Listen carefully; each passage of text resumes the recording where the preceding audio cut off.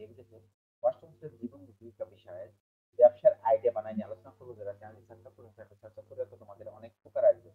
তোমরা এটা অবশ্যই মনোযোগ সহকারে পড়বে, পড়লে তোমরা বুঝতে পারবে।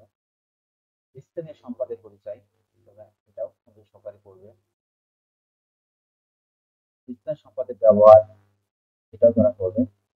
শখ 4 পয়েন্ট, এক স্থানীয় ব্যবসার ধরন, ব্যবসার নাম প্রতিষ্ঠান, ব্যবসার নাম মুদি দোকান, ব্যবসার ধরন বিভিন্ন নিত্য প্রয়োজনীয় দ্রব্য যেমন চাল, ডাল, লবণ, তেল, মশলা ইত্যাদি বিক্রয় করা হয় খুচরা বিক্রেতা। এখন উত্তরে চলে আসছে।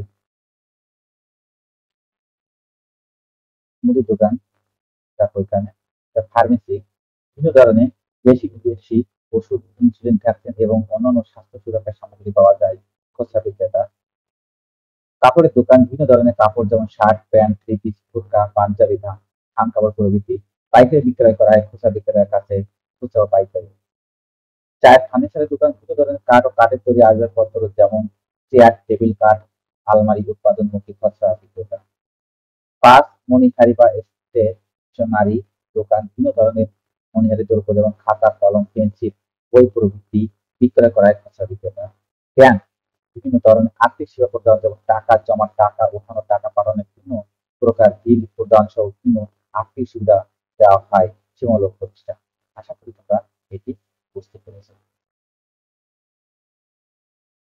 তাহলে আজ এই পর্যন্ত। Thank you everyone.